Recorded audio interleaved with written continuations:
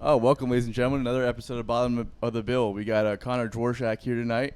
What's up, y'all? Thanks for being with us, man. This is gonna be a cool episode. Cheers before we get started with anything. Yeah, absolutely. Cheers, y'all. How you like the bourbon and sweet tea? It's delicious. I just found out about it. I ran out of mixers, and so I decided to put sweet tea in my bourbon. I was like, oh my god, this is amazing. This is probably the most southern thing that you can drink. Yeah. It's Yes. pretty delicious. Would never Kentucky guess thing. that. It's very strange. Cool. Let's get into it. How'd you get started here in Jax, man? What's your background? I grew up in Jacksonville, out towards the beaches. As far as the music scene goes, I grew up playing in punk bands in high school, and then kind of, transitioned into some metal bands, some pop punk bands, into DJing, and then into festivals, and to buying shows, and, owning the venue now. And that's kind of here where we are. Right. Yeah. It's pretty quick progression over. What did you play? What did you play in punk bands? I played guitar Yeah, and I sang. Yeah, I remember that Mhm. you played guitar. We talked about that before. Yeah.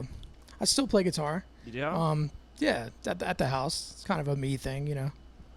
What you were telling me before we got started, you had some like projects lined up or you were doing before you got started in like the DJ side of things, like some a metal band, like a rock band. Yeah. So I played in a bunch of bands, and then the band I was in when I was around 18 was a band called Harlow, and it was basically a metalcore band with some melodic undertones, and there was a screamer. I was a singer and played guitar, and we did a decent amount there. Got a little record deal, a management contract, did the Warped Tour circuit Really? and whatnot. Yeah, That's awesome. yeah, I didn't yeah. know that. Yeah, that was when I was 18. So 18 to Way to like go, bud. Yeah. to like 20, 21, I was in that band. And then after that, I joined a band. It was previously called Shadow Agency in Jax Beach. But when I joined, we changed the name to Hello Danger, and I was just singing in that band. I wasn't that name sounds playing very guitar. familiar. Yeah, it was a pop. I want to say pop punk, but that's giving it too much punk credit. It was more of a pop rock band. Yeah. With a bunch of dudes that grew up playing punk. But it was cool. It was I viewed that as more of like a writing project and kind of like a maturity thing, you know, as being a musician. I've learned how to really write quality songs. We did some songs that were released with like Ryan Key from Yellow Card, some other stuff. It was super fun. That's all available on Spotify. Harlow is a little bit harder to find, but You guys not on any of the streaming platforms? I think it's on Apple Music. I don't have Okay. Apple Music. I know it was on iTunes back in the day, so I think maybe you can play it on Apple Music. I don't know though. Harlow, Harloe. E. E. Harloe. Okay. I'll check it out after. Yeah. I had no idea, man. Yeah, that was a fun one. I mean, that was cool. That band was cool because it was the songs we ended up putting on the albums and stuff. We were writing, during high school, and so it was, to look back at it now, it's kind of like right when I became a serious musician. It was the first tunes I ever wrote. Where'd you go to high school? I went Fletcher? to Bishop Kenny for 2 years and Fletcher for 2 years. Okay, right, Yeah. right, okay. Yeah. Yeah, that's awesome, man. What did you anything about like the process of like publishing the music that you learned about, or the stuff that I've always like that process can be pretty frustrating when you're talking about like splitting up credits and everything like that. How did you guys, if you don't mind getting into that a little bit? Yeah, so and Hello Danger was that second band was the first time I ever experienced anything with publishing and whatnot. We were kids before, we didn't really worry about it too much. Now, when we did publish that stuff, we split the writing credits between myself and then Stephen Carey, who's now a country singer in Nashville, and then Ian Christian, who writes country music in Nashville. Nice. So they're both now professional songwriters. Awesome. But the three of us pretty much would get the writing credits because they would create, the chord patterns, the melodies and stuff, and we'd all write the lyrics and vocals together. But yeah, and all the albums we put out with that band was all independently released. So it was 2008 and 9, I think, 10 maybe, which was a lot harder to independently release something back then. If you don't remember, I mean, it was, of course. you know, Yeah, distribution was a much different thing back then. and everyone was trying to get a record deal. There wasn't, you know, It was Chance the My- Rapper or anyone had blown up on SoundCloud yet. It was Right. yeah, it was Yeah. MySpace. Yeah. That's the only way that you had And we stuff. recorded everything ourselves too. Yeah, of course. Which was my favorite part about that project, was really kind of getting a grasp on the studio, Yeah. because, you know, it wasn't affordable to do, you know, to write as much music and record as much music as we were and go to studios. So we built a little recording studio in the garage of our house, or not my house. It was Joe and Ian's house in Jack's Beach, and it was you know, totally lined with foam. It was, you know, it was pretty sick. Nice. And, yeah, I want to have a studio so bad. Like I feel like let's just you got, I mean, you got the room right here. Yeah, for sure. Let's just do it, man. Like I got the gear. You got the gear too. I got the gear. Yeah. Alright, okay. Well, he'll be our engineer, and then we don't have to drive all the way down to Miami to record records Yeah, all the that'd be time. great. Oh, You yeah. know, I'm just I kidding. mean, we love if you guys get a small rig and just track yeah. everything and make sure you get, you know, make sure you're getting, you know, a B line for your guitar, just a line in, Right. and then, you know, decent drum takes, Yeah.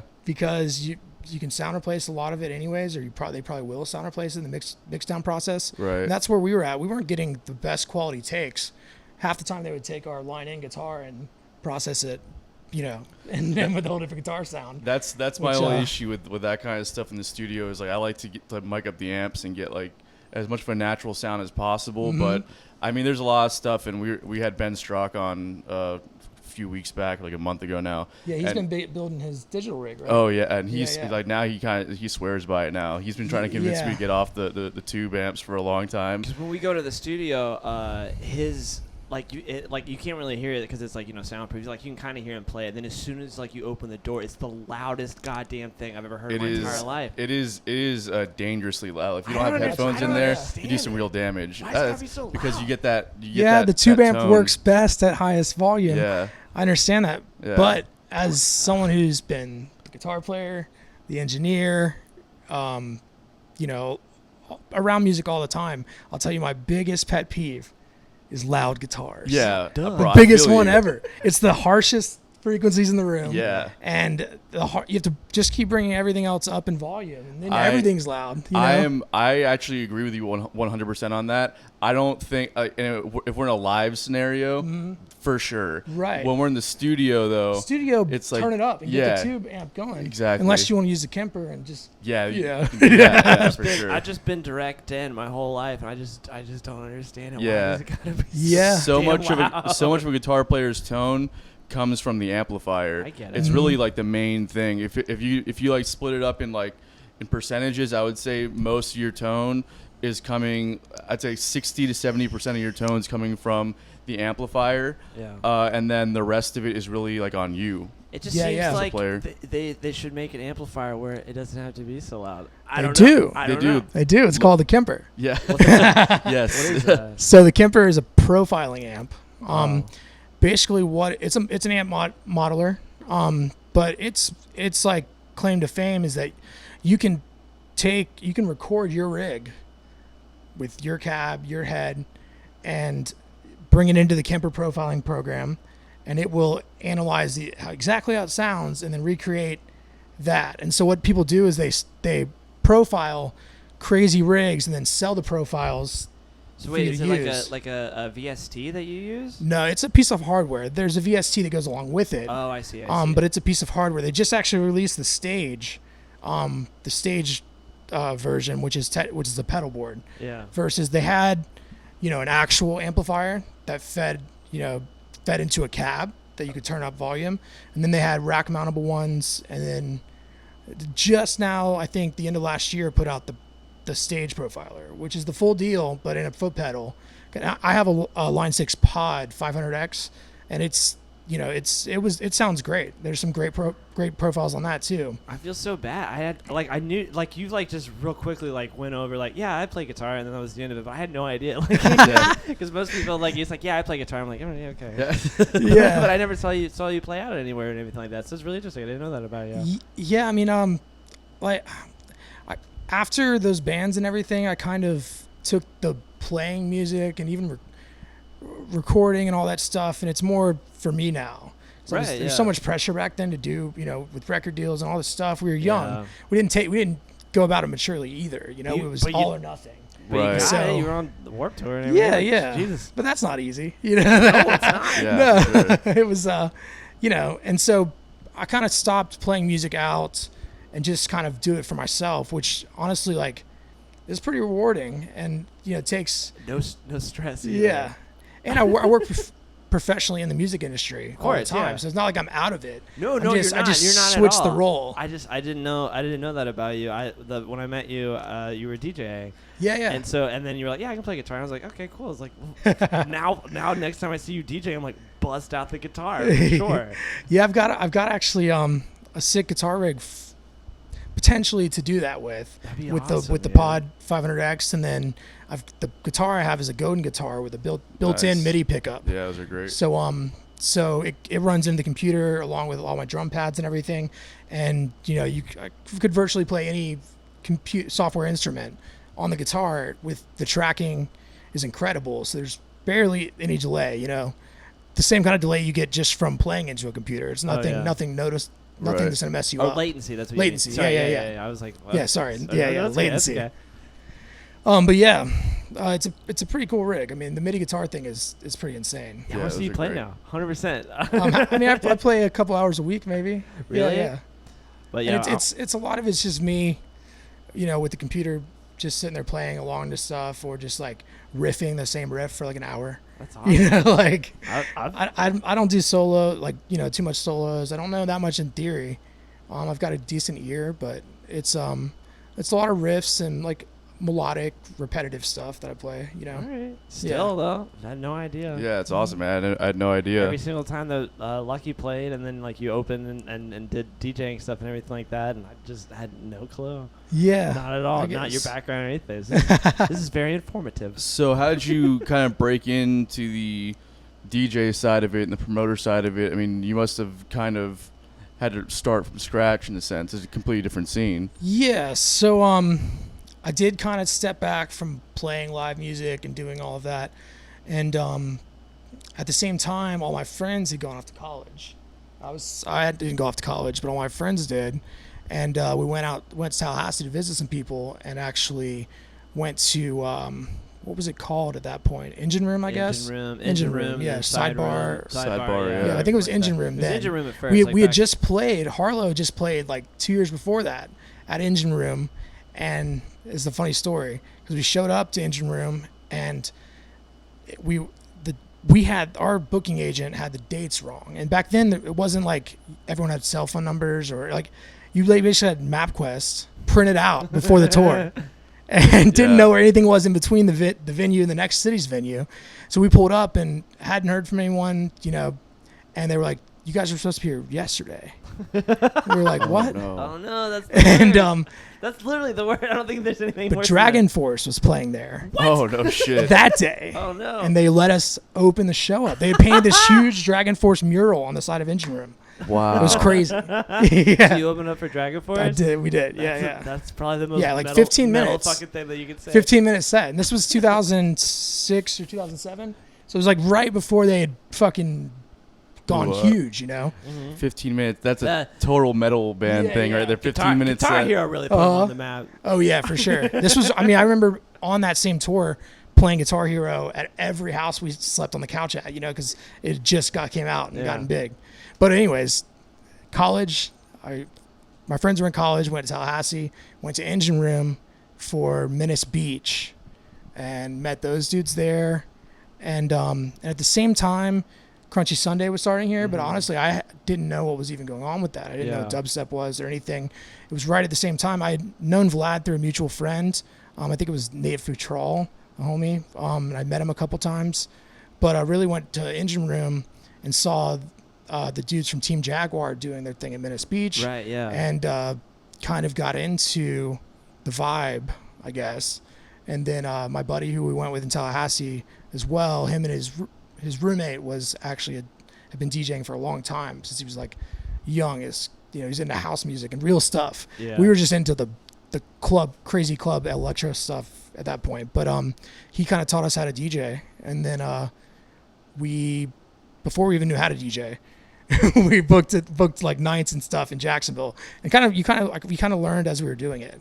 I understand. But yeah, that's interesting though. So that was so you had like Mr. Miyagi, guy kind of teach you how to yeah, DJ just a little bit, the basics, and then you're like, yeah. We're just gonna go for it, Right? Because back in that era, it wasn't even that long ago, honestly. But like just that time, it was just electronic music was just like everything. Yeah, I remember that era. Yeah. I call it the Skrill era. Yeah, that's like Skrillex was like blowing up, and dubstep was maybe a big thing in 2010. 6 Grammys that one year. Do you remember? Yeah. He's insane. I know. I'm not trying to. He kind of came back from the same sort of background. We actually recorded our albums at the same studio a week apart from each other. It was From First to Last was his band, First to right? Last, yeah. And he was like the screamer, singer, whatever. And then he's like, I'm gonna be a DJ now, and then just made all that stuff. But yeah, I mean his story. I mean his whole thing is insane. Yeah, I know. I mean he joined that band at the age of 14. No, right? Yeah, he's like prodigy. He was just filling in on guitar because he was the best guitar player that could fill in when their guitar player broke their arm. Yeah. When they were on tour, they found him in L.A. They were like, who can we get to fill in? They were like, that 14-year-old kid can. Yeah. And then eventually, I think stemmed from singing harmonies in the studio, just became the vocalist. Wow. Yeah, he's a very good musician, honestly. He rewrote that whole first album in the studio while they were recording it. Yeah. Like there was another vocalist and all of the vocal tracks, but then it went from there, and they actually released 2 songs, I think a year and a half ago, from First to Last songs, new ones with Sonny as the vocalist, and they're pretty amazing. They're sick. Like he's like half deaf, isn't he too? And he's colorblind or something like that. I don't know about all that. There's lots of stories about that guy. It's just great because I knew about him because I was dating a girl who was all into the screamo, punk, pop punk, whatever you want to call it, and then. First to Last was sick. But her favorite band was From First to Last, yeah. and she was like in love with Sonny Moore, and then it was just like, oh, and then he just became Skrillex like just immediately overnight. The first time I saw them, it was crazy because he's the same age as me.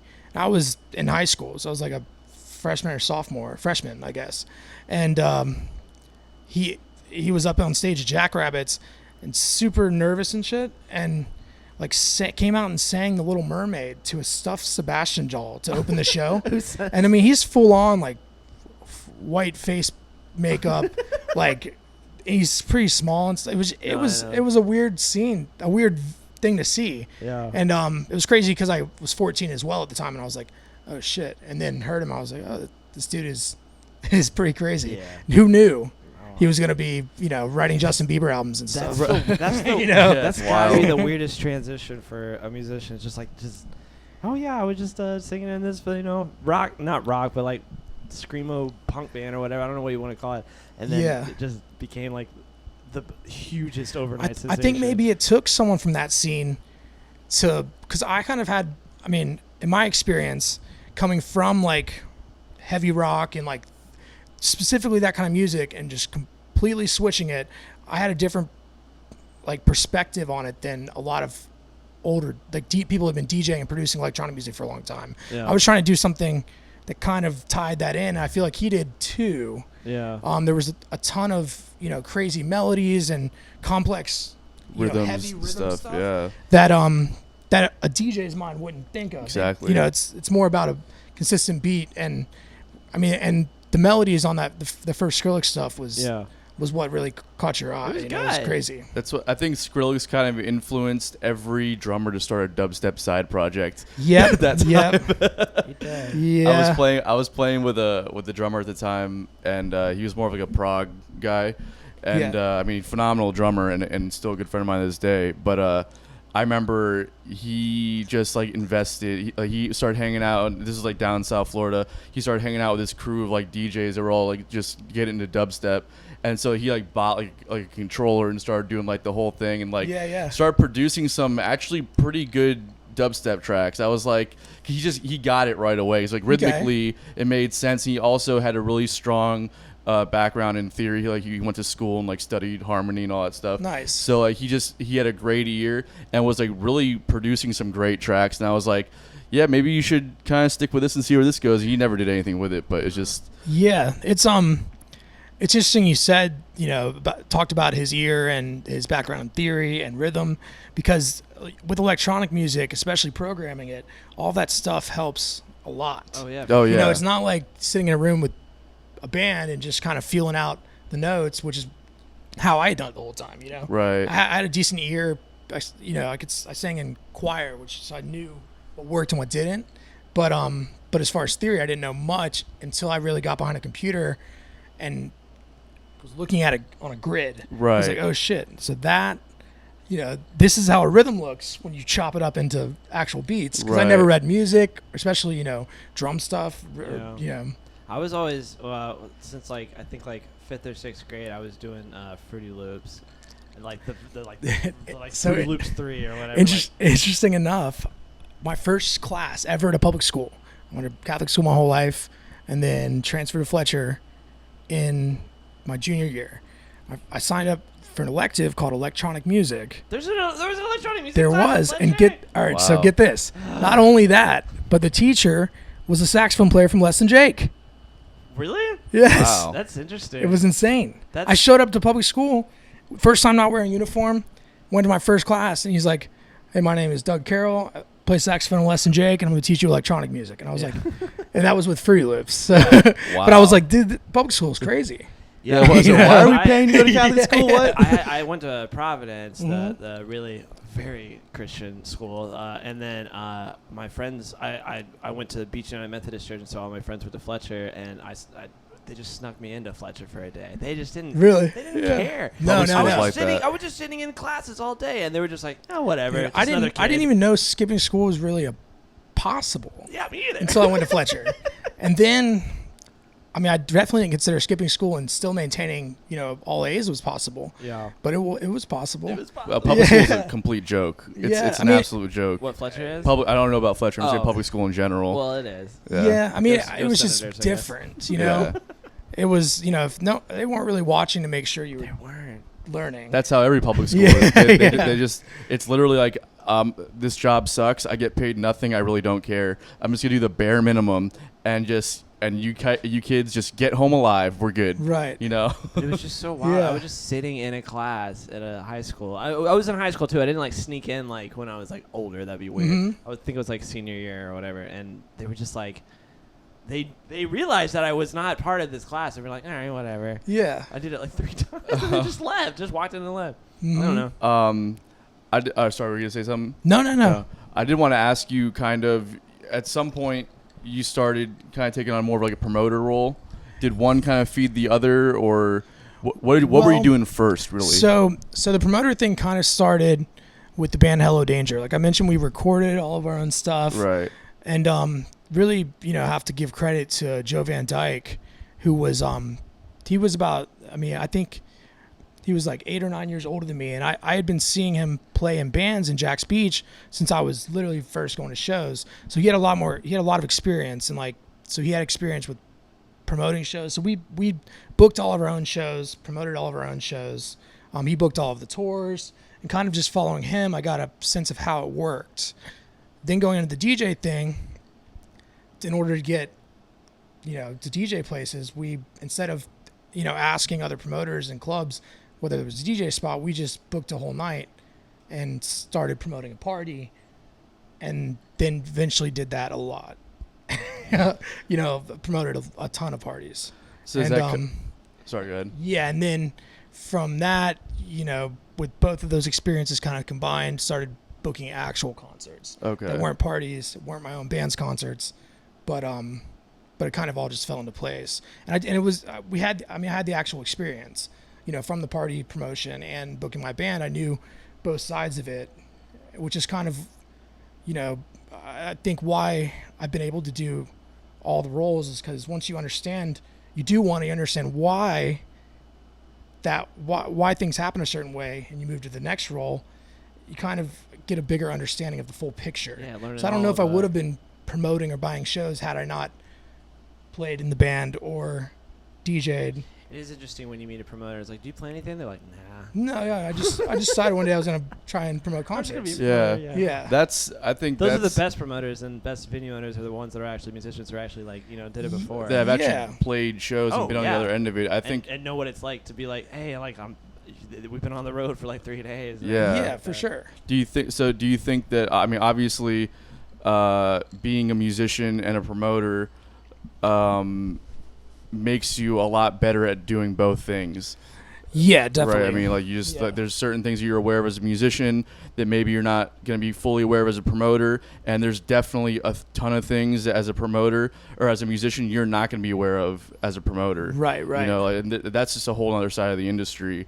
What do you think has allowed you to kind of be successful in that realm? Really, I think it's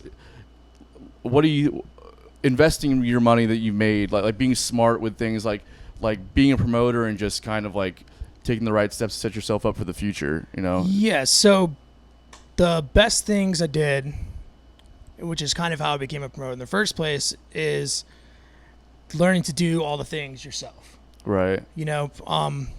Learning to do all of the booking, all of the graphics, all of the merchandise, everything, and it takes a while to figure it all out.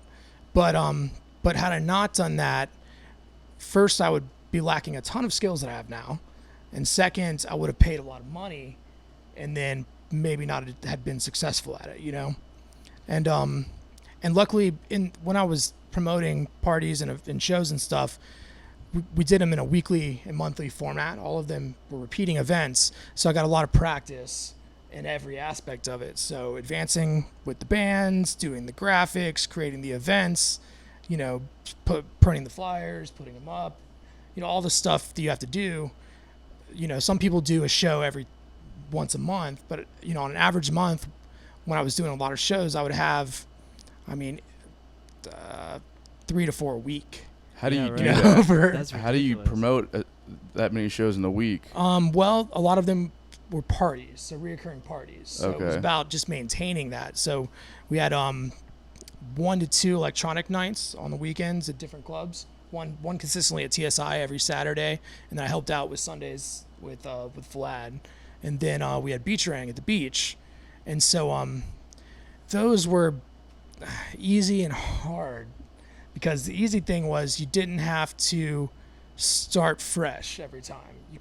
Once you got it going, there was a momentum, and people just showed up to show up. As long as you kept, the booking creditable and the vibes good, you could maintain that for a certain period of time. Eventually, all things pass, but it was like, it's Tuesday, we're going to beach rang. Who's playing this night? And now, I was a decent amount younger, but now I can't imagine packing up the PA, building it in a place. It's not a concert venue every day. No. And being there till 2 or 3 in the morning and driving home now with the venue, it's a luxury I never had before, was just to have it set up. I walk in and just turn the switches on, and it's ready to go, which was never the case. It was always a full trailer, full load in, load out, every event, Well, that's I think a grind that all of us when we're younger, we're doing all kinds of stuff that as we get older, we're like, I can't believe, like, I would just not do that anymore. You know what I mean? Yeah. It's just like there's a level of hustle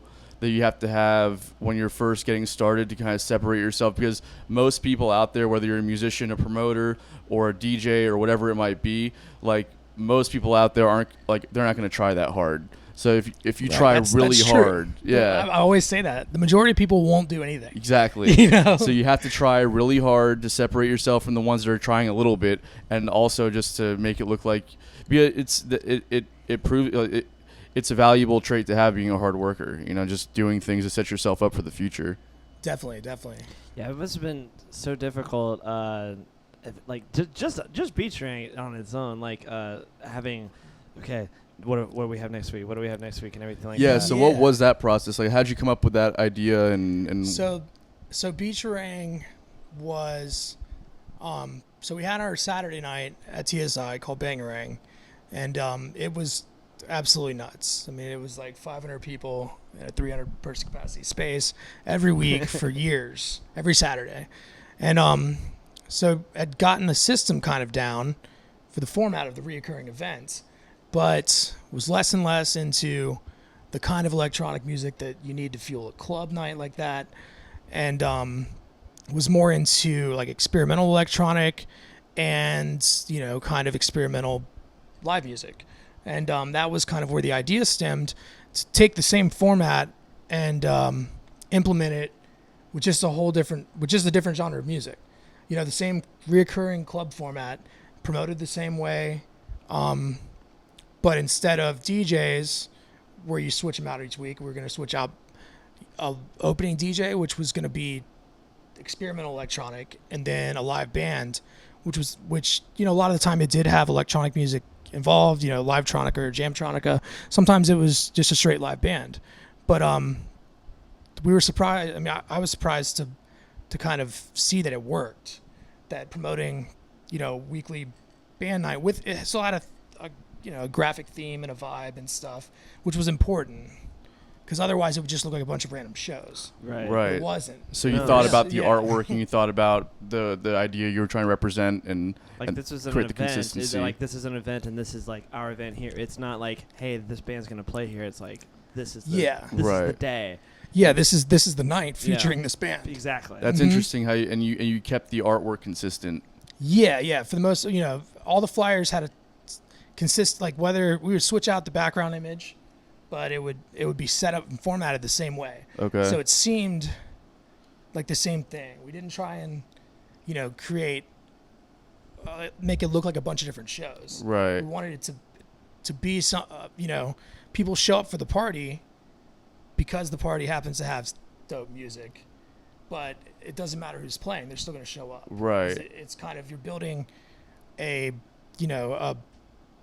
quality assurance with the brand and the night. I was just about to say that. So people show up regardless. There were some nights we didn't have a good band. It was just, you know, a trade on a tour or something. And, right. And but people still showed up and they supported and stuff. You know, the majority of music was really sick though.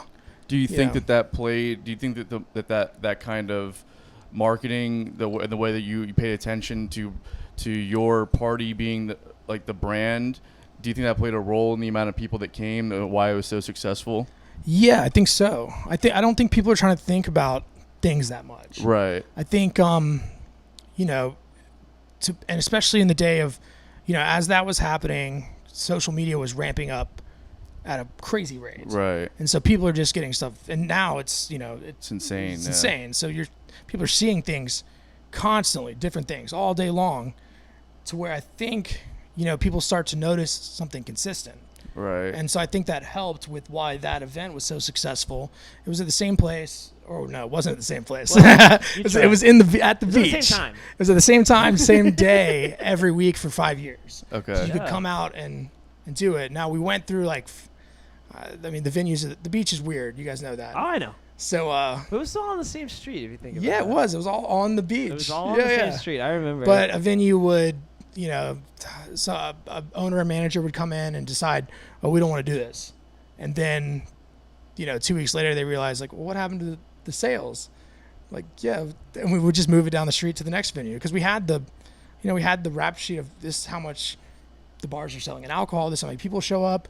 It's run successfully without problems. You guys were keeping track of those numbers? Yeah, for sure. We would get a report every week. That's phenomenal. The ones that would give it to us. Some people wouldn't give it to us. Right. We would definitely keep track of the door. And it was free to get in, too. That was something that helped as well. I remember. But how'd you guys keep track of the door if it was free to get in? Because we gave out wristbands. Okay. We checked. Sometimes it was 18 and up, so we had a wristband for underage. Okay. Because they were 21 and up places. Right.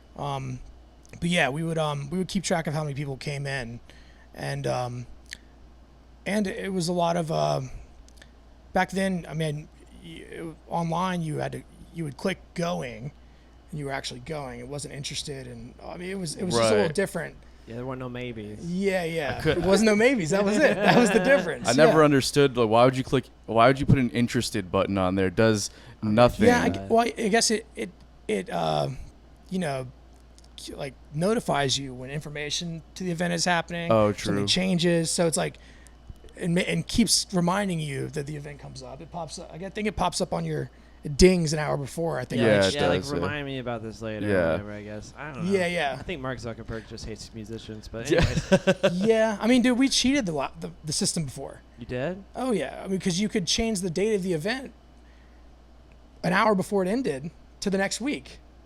So our events online, our events online got up to like 5,000 people going. Because I see. You know, what you did, but we didn't use it as an actual event. We used it more as like a group, because groups didn't exist then, really. We were just so it was talking more about like that. a group. Yeah, exactly. Yeah, before then it was just like, hey, just be part of this group, and this is our not just an event and everything like that, but it's a community and everything. So I mean, it got a lot harder to promote as social media started tightening down on all this stuff. Yeah. So there used to be tons of stuff you could do to get around, like cheat the system, you know, and get people to see your stuff. Yeah. Now you have to pay to get people to see your stuff on social media. Yeah, it's really terrible. I look at Facebook posts that we make on the band page. We get much more play on Instagram, but on Facebook, it's like I make a post and it's just like it's just ghost town. It's like nothing. Yeah. I'm telling Mark Zuckerberg hates musicians. Yeah. I Well, don't think he listens to they just want you to music, pay for the alien music. they want you to He's pay for the reptilian. visibility. Yeah, there's something. If he's not, Mark Zuckerberg. Yeah. You know what I mean? Like, he's for sure reptilian. Yeah, I mean, it works when you pay, and Right. a lot of the time, I feel like it was worth it, because like for instance, our emo night events that we do now or did until everything stopped. Yeah. Right. But you can say now. until the world ended. Yeah, until the world fucking stopped. But yeah, it was Yeah. not even just taking off. Like, it was like overnight success. Yeah. Yeah. That's So- sad songs for those who don't know. If you want to give them some background. Okay, yeah. So since we just went over the background of me playing in bands, Yeah. pop rock bands and metalcore bands, and I mean, we didn't call it emo when I played in the bands, but we definitely listened to a bunch of emo. And then DJing, after that, it kind of it was a natural thing for myself to do once I saw someone else doing it. If that makes sense. Okay. I was like, No. So Emo Night LA, my buddy Okay. Preston, Yeah. who's in Sad Songs with me, Yeah. he lived in LA, and we would talk about his buddies who had this party out in LA, and it was crazy. It was just called Emo Night. Yeah. And I was like, so what? So I was like, what happens? He's Right. like, they just play emo music and people freak out. Yeah. I was like, It's the most weird okay. thing to me. Yeah. And as a DJ and someone who'd been in that, I was like, well, I have to do this, you know? Yeah, you were already And so in it before. I did it, and coincidentally enough, Preston moved back to Jacksonville. I was about 6 months into it. He moved back to Jacksonville, and then we added our buddy Jordan, and it evolved into something, kind of way different than the other emo nights. Because the other emo nights are literally a guest feature from a singer of an emo band Yeah, that makes sense. playing a playlist on their iPhone. Oh. Okay. And everyone, and it's like a celebrity appearance. Yeah. Yeah. It's like But Paris we Hilton took coming it. to Yeah. So what was the name of that awful bar on Merrill Road or University Boulevard? Plush. Plush. Thank you. Right. Yeah. And So- she never showed up. Wow. We approached it a little differently because we all played in bands, and I haven't been DJing for the last 6 years and had a ton of gear. So we set it up to where we were playing live digital drums, DJing, and singing the whole time. Really? So all three of us sing, and over top of the songs. We are DJing the original songs. Sometimes we have edits or remixes we made. Sure. But we're DJing the original emo songs, but we've got someone playing, contemporary sound drums, on a drum pad, like Cool. a beat pad underneath it, and then we're singing on top of it. And we run it with like live Travis Scott auto tune, like Okay. make it theatrical, it's sick. Wow, but man. That's but pretty yeah, cool. the reason I brought it up is because that's where I've seen the most success in advertisement, is because I was able to, for the first time, really target the ads to stuff I knew about. I was able to pick out specific record labels and bands and magazines and groups and all this stuff that I knew kids that liked emo music were into, because I was also super into it. Yeah. And so I approach the ads with that. And I mean, I sat there and targeted it for like 4 hours until, joggling the wheel between too specific, too broad, whatever, and just keep adding stuff and putting a decent amount of money behind ads with that kind of targeting and having your product be, very super polished as well. Like I made a video for the ad. I remember, it looks great. And that was the first time I really saw success in advertisement on Facebook. Other times we would put $50 behind an event, and it would get 50 people to click attending, and it was you had to do it in order for it to get off the ground. Right. Wasn't really stoked about it, but with the emo night thing and using targets correctly, and it might just be it's something I know a lot about and was passionate about, and I was able to actually target it. I feel like I'm less apprehensive on spending money on advertisement now that I've actually had some bit of success with it. Because we do emo night, the sad songs events. So each night is called, like in Jacksonville, it's called Duval is for Lovers. Yeah, I remember, yeah. And it's based off of the Hawthorne Heights Heights, song, yes, Ohio is for Lovers. So each city we go to is for lovers. So it's like, it's Savannah and Gainesville yeah, and all Savannah that. and Gainesville and St. Augustine. But we weren't on the ground to promote, and we didn't know anyone in these cities. So specifically used advertising on Facebook and Instagram to show up to the city for the first time and do the event and have it sell out.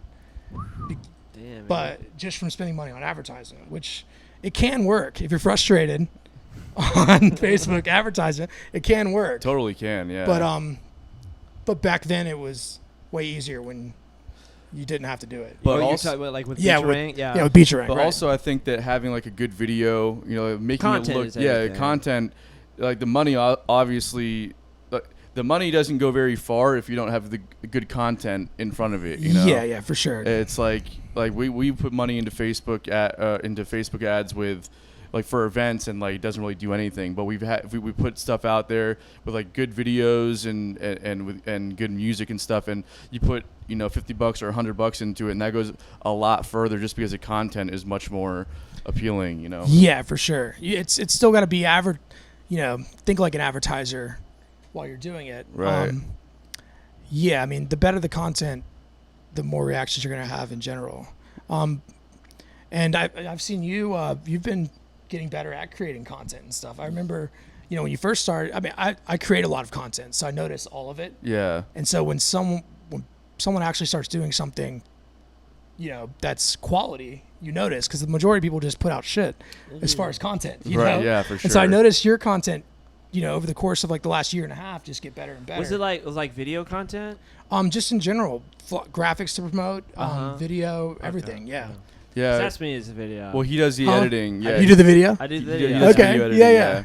But So I mean, you guys teaming up probably helps. You Yeah. know? We're a good team. we're definitely Yeah. a team. We're the odd couple for sure. Yeah. We don't agree on hardly anything, but at Fucking least, nothing. and he fights me tooth and nail on all of my great content ideas, and Right. then we do them, and they actually work. Yeah. Nice. So do mine. So. yeah. So do I. So. Fuck off. But yeah, man, I think that it's really important to kind of like when you're working in these smaller scenes, like with cities that just aren't like major industry cities like New York or LA. I think it's very important to look at what's actually happening there and be like, okay, so what are they doing? And then you just do that, or what aren't they doing, and then you just don't do that. Or do it better. Right. Not- Sounds like that's what you did. Like you, with having like instead of just having a guest on, it's like you make Oh, it a yeah, whole like yeah. performance and everything with sad songs. Mm-hmm. I still haven't been. I kind of want to come see it now because what I thought it was is just like it was just like, hey, we're gonna play this playlist, but it's not. No, that. it's a whole thing. Oh, yeah, okay. it's Definitely want to come see it though. yeah. I mean, when we get done, we feel like we just played a 4.5 hour set with a band. Jeez. We're That's singing. awesome. Go through about 70 songs in one night and sing all of them. I always see like y'all holding up the microphone Yeah, stand yeah. and like putting it out in the crowd and everything, Mhm. and that's pretty badass. Yeah, That's and pretty dope. luckily, like with our vocal setup, like I said, I run it with hard Travis Scott auto-tune. And so when you give the mic to the crowd, the worse they sing, the tighter it sounds. Oh, you know? that's hilarious. So, That's hilarious. like, you don't notice it on ours that much because it's just pitch correcting in a Yeah. loud environment, you know? Professional singers. and Right, everything, right. but- But when you put it out in the crowd and someone's just, That's Yeah. like It sounds literally- like Travis Scott on it. That's you know? hilarious. That's literally like a music Instagram filter. is what Yeah, that sounds that's like. that's so Yeah, funny. yeah. Yeah. It's pretty tight. Yeah, I definitely want to come see it for sure. I don't know when you're gonna have it again, but I think that it's incredible that it started here, right? Mhm. And then you've just been taking. Where's the farthest you've taken it? We've away from only stayed Jacksonville. within just around this region. So we've done Savannah, Orlando, Gainesville, St. Augustine. Tallahassee, right? No, not Tallahassee. No? We had something set up, and it didn't work out. We were planning on doing a lot more. Yeah, of course. We did Halloween. Really, you did that sounds like Halloween. Yeah, we did Halloween is for Lovers 2 years in a row. No, I didn't. Yeah. Wow. I had no idea. Yeah, it's interesting out there at Swanee. Did that turn out well or? Yeah. We had a couple hundred people there No singing. shit. Yeah, Well, we did silent disco the first time we did it, and that was weird because we're singing, Oh yeah, that's true. and that's the only thing anyone hears is us singing. And like I said, that auto-tune stuff's not on there, and Yeah. we're Ooh. so it's Yeah, it's it's weird. 3 a.m, and it's you walk up and all you hear is just 3 dudes just yelling, It's weird. screaming over the top of no tracks and no Jesus PA. Christ. It's weird that there's still fans for that. It's not The like crossover is there. I Oh, mean, it's not even that. It's more of just like it didn't happen that long ago, but it's like there's Yeah. just this nostalgic factor to it. But it's like, how can you be nostalgic about something that happened like I guess 10 Well, years it happened ago? half a lifetime ago for these people. I guess so. Yeah. It's all about perspective. It's not. because I just remember growing up in high school, that was everything. Yeah, and I think the I don't know. It kinda just timing fell of when off. people listen to it plays a big role in it. Yeah, So big It's all time. when you were so a kid. And you were a everything. kid. Yeah. You were just picking out the first music by yourself. Yeah. You'd listen to stuff your parents put on the radio, or like kids stuff, or stuff the radio was kind of feeding you. But then when people took that emo route in high school, they started to really dig in, and It is true. and they were feeling vulnerable for the first time because they were a lot of y'all are a teenager very and vulnerable. angst, and so I think they really, the ties they made to music No, are yeah. gonna last for a long time. Yeah. Yeah, it's like And so it's actually nostalgic. It's not just like, oh yeah, I used to listen to that. It's like, oh shit, that helped me get through the hardest Yeah. period of my life until I was an adult. yeah, is- it brings that back is all these true. crazy memories and like but it's very unique, is what I'm trying to say. Like, Mhm. there's not really anything like that. It would be this almost the same concept of being like, hey, we're having a disco night here, and then all like the an '80s night or something like that. But it's like Yeah. it's not as intense, like at all. No, it's Or, I'm sorry, it is more intense. Like Yeah, the sad song. yeah. The emo nights are more intense. I think it's the relationship people have with this music. yeah. It's really it's And, incredible.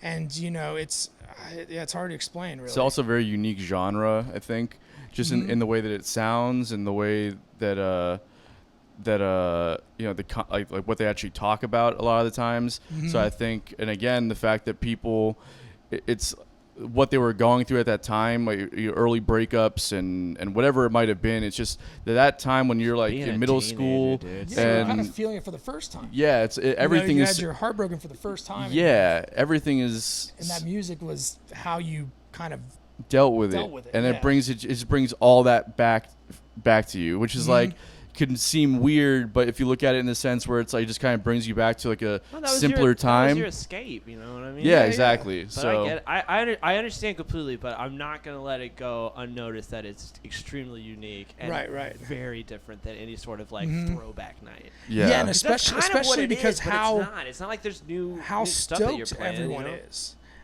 Yeah. So we have some merch we put out. It says I'm happy when I'm sad. And it's kind of a weird and our whole thing is it's sad songs. Everything is, has that theme, Yeah. and rightfully so because of the music, but also we kind of follow like a sad boy like stylistic thing, and it works So out. funny. But it's true because like these songs and the relationship people had with these songs is actually sad, but the night is crazier than the biggest party, Your biggest because rave or the, anything yeah, like that, and you know? everyone is just smiles are huge. People are Yeah. crying out of happiness. You know, it's crazy. It's It's like going to church or something. Yeah, That's what it's it a sounds release, I think, and a lot of the people that attend are far out of that phase. You know? Well, yeah, of course. And they've gone on with their normal life, and maybe they don't get a chance to feel vulnerable or like they used to, and that rush of, you know, nostalgicness. Sorry, would you say that the age group there is like people about our age that like grew up in high? It's not like younger. It's crowd, some younger like, too, really? which is surprising. Yeah. Like we eventually cut it off from being 18 and up, unfortunately, because it was so busy and there was no way to really monitor who was drinking and who wasn't. Well, that's the case. But it was surprising to me that there's anyone under 21 showing up. That's what I meant. And I guess, you know, and they know all of the same songs, so it's like they revisited it almost like we listened to like Nirvana in the 90s. Yeah. You know, like is that what it is? That's what I'm trying to say. You know how we listened to grunge? Exactly. And it was like kind of old. This is These your people, Smashing Pumpkins? Like, yeah. I guess so. I mean, that's the only way I can think about it. Your Smashing Pumpkins? Right. Sorry, Yeah. I'm not gonna hate on any band, but I'm just trying to say, like, really? I mean, that's what it was from that generation, man. You know, all right. I mean, think about people that were coming up. You know, like when we were growing up, adults thinking how, you know, like Nirvana is like the new like Led Zeppelin or something. Yeah, it's Nirvana just like was the best when I was. it's just like, and they're just like, are you fucking serious? Yeah, I guess so. You know, and I love Nirvana and everything. I'm just saying, you know. Yeah, I mean, boys, I think now that's what is that happening. conversation kind of holds up, man. I mean, Nirvana and Led Zeppelin, not as musicians, but as far as impact. Impact, totally. and song. I mean, Nirvana wrote. Those songs were incredibly written. Yeah. You know, like they could have all been huge hits in any genre of music. Yeah. It just happened to be the way they performed it sounded that way. Right. But the composition of it, you know, melody and chord based, but especially lyrically and everything, it was pretty incredible songwriting. But it's not like you're gonna have like a '90s grunge night, and then do you think like the No. Gen Xers are gonna show up like that? No, Gen Xers are also older and might be in a different spot than we are. That's what you just It's gotta almost tap like a into perfect it. storm. It's Yeah, like, you got it, bud. And here's the other thing that really helped the success of it, I think, is so all the people that show up weren't the same people, or a lot of them weren't the same people that got into going to clubs and raves and music festivals. Yeah. So they hadn't experienced what it felt like to be that stoked in that kind of environment. Right. But when they show up to Emo Night or Duval is for Lovers or Svanner's for Lovers, it is set up that way. It's set up like a club night, but it's, you know, a lot of those people couldn't tolerate the music before, so they didn't go. Yeah. And now they're able to participate in the same way, but just with music that they actually like. Right. It's I think it's an awesome concept. it's, congrats to you for even though you kind of copycatted, but it then made it your own. Yeah, well, that's a if- great I mean, fucking. Emo Nights popped up in every city across the United States. after you did. Well, around a little bit after we did. We were a little early on it, but around the same time. Like, you know, He's a trendsetter. Yeah. no, well, Emo Night LA and Emo Night LA was first, and there was an Emo Night course. Brooklyn, Yeah. and they both kind of blew up. Yeah. And It's typically and how then- it works. Yeah. The rest LA of the and New country York. follows suit. You know, Still, I like that yours is more the live performance. Yeah, what it was is again? live Organic performance is what I was trying to say. Like with actual like singing and instrumentation. Yeah, totally, All of those things. totally. Yeah, it's definitely fun. What so after all this stuff, obviously, like you've just within the last year invested into a music venue. Yeah. Yeah, that just happened. It was kind of the worst timing ever. Yeah. Well, But yeah, and that was it's all kind of been like a natural progression. I know we've kind of talked about how the different little eras tie each other together and how it all worked out. right. And, you know, through working so many nights, doing concerts and parties, and I mean, virtually my whole life I've been working inside of music venues the whole time. So I know the operational side of it. And an opportunity arose to kind of come in to what was at that point in time Nighthawks, and it seemed like the right step, I guess. So to backtrack for a second, kind of revisiting the question of why it's important for promoters and artists in general to not to reinvest into their business and to set themselves up for success rather than just taking everything that they're earning and just putting it in the bank and calling it a day. So would you say that some of that mindset is what allowed you to set up to invest in the Nighthawks? Yeah, for sure. I mean, I'm bad about it because I'm like a gearhead and Right. I like stuff like that. I mean, it's my favorite stuff to buy is stuff that pertains to what I do. Sure. Because I happen to do something I really like. That's it's kind of like investing. But yeah, but a lot of people, 100%. they might work at a bank and then like buying baseball cards, but that has nothing to do with each other. Right. Luckily, what I like to do has to do with what I'm in business with. So yeah, I mean, a lot of it has been reinvesting in gear and then time as well, like with learning how to do the graphics, learning how, I mean, I do a lot of work with festivals as well. Just kind of learning the whole, every piece of the puzzle, either, doing it for a while or just truly understanding how it works. Reinvesting your time doing that is really the most important thing. Right. You can take the money, you made from your gigs and buy new gear, which is always going to work for you. It's going to help. Hopefully, yeah. And so a concept that I kind of like use a lot, and it has to do with that somewhat, is the more you can like deductively expand your whole project. So if you can get bigger gigs because you got nicer gear, so a lot of my time was throwing up a PA. So the better the PA, the bigger gigs I could get. Right. I could stop doing the 4 gigs a week for the $100 I was making, and then just do 1 gig for $1,000. Right. And you bought yourself a lot more time and more money. Right. And I call it deductive expansion because you slow yourself down and take less, but up the quality to where you're getting paid more each time. Right. And then eventually you have 4 of those a week again because you're used to working at that pace, and then you just keep doing it. You keep, But also making sure that with that downtime now, since you have 1 gig a week versus 4, that you're using that time appropriately. Yeah, you're not just sitting on your ass. Exactly. You're using that time to get the next 4 weeks set up with the same big gig, and then also filling in more, and eventually I would say it's not as much of investing your money as it is investing all your spare time. Right. And if you take a break, it's not going to work out for you. But if you keep thinking about everything, it kind of flows. And that's why I said it was kind of a natural progression for the venue, and it happened to pop up that it was possible. I was like, oh yeah, I could do that.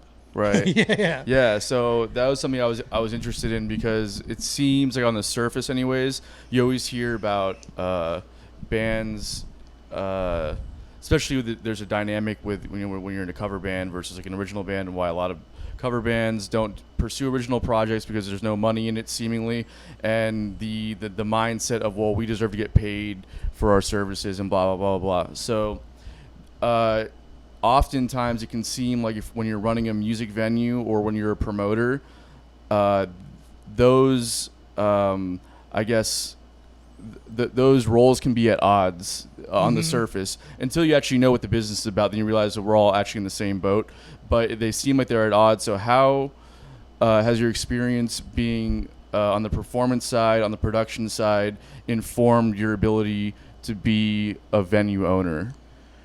I mean, I don't know how I could do it without it, I guess. I kind of use those experiences as the whole thing, really. The reason I know how a venue worked was because of dealing with people who own venues as a promoter and as an artist. Right. And all I'm doing is reciprocating the same deal, but on the other side. Right. And I've done it 1,000 times already. Right. So I know how it's supposed to go down, I guess. Right. And yeah, I mean, it has helped, and I would say from being a musician that toured and played a bunch of empty rooms and stuff, I am more apt and willing to do shows with original projects like you mentioned and stuff. And because I saw, it happened with my bands, that when you really get something back in a scene or as a venue owner or something is when you kind of invest in these artists and stuff, giving them not the one shot, but the continuous shots to build up their thing and putting them on better shows. And Right. then eventually you have their show and it's selling tons of tickets, you know? Right. But it's the long game. And I think that's where a lot of promoters and venue owners and even musicians like fall off.